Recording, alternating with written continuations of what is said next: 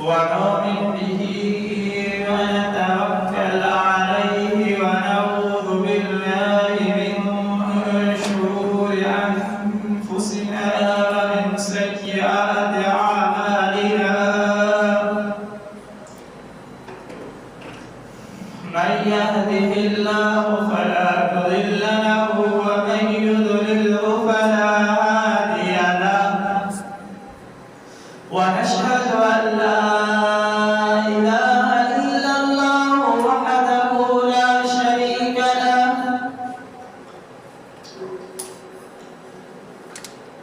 ونشهد أن سيدنا محمدا عبده ورسوله أما بعد أعوذ بالله من الشيطان الرجيم بسم الله الرحمن الرحيم وقال ربكم ادعوني أستجب لكم إن الذين يستكبرون عن عبادتي سيدخلون جهنم داخرين آمنت بالله صدق الله مولانا العظيم وصدق رسوله النبي الكريم الأمين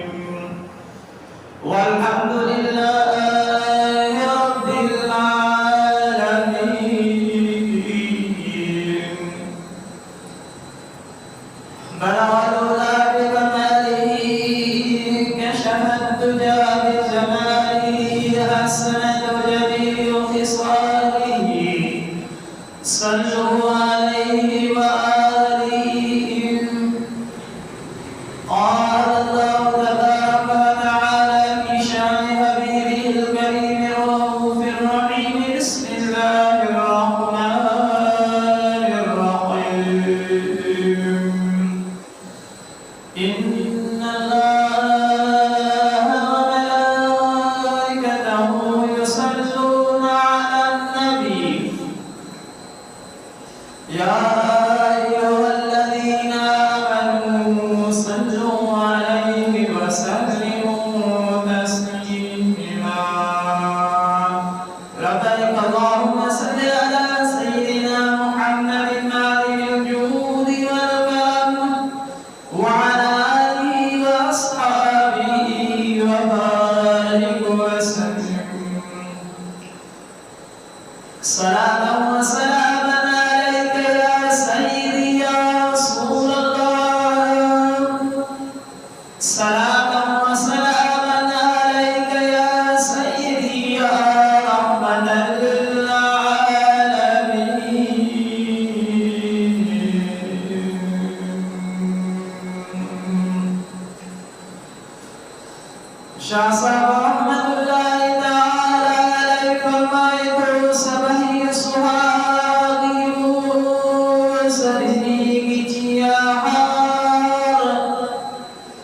سبحي سبحانه سبحي يا حار فسنكرم بيدي سحسيكا سيكارا مليونا يا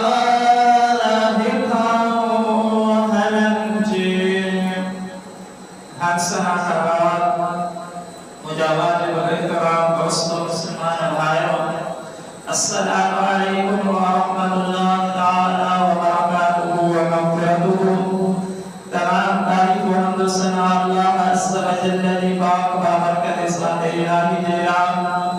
جب وحده لا شريك له أحي هميشا مهدو أن يرده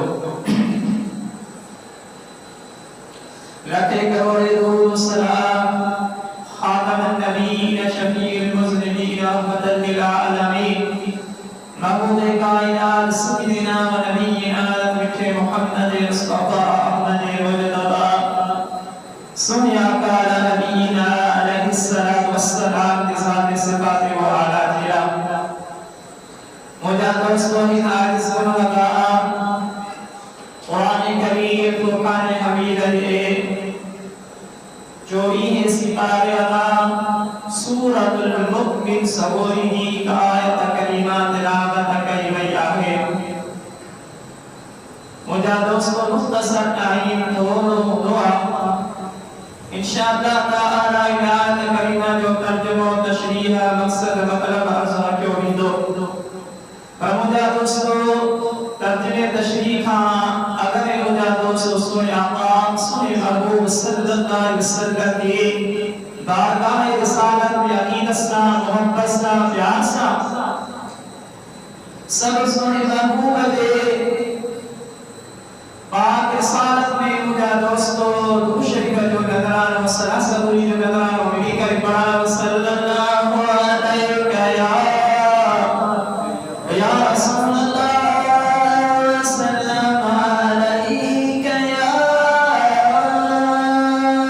حبیب اللہ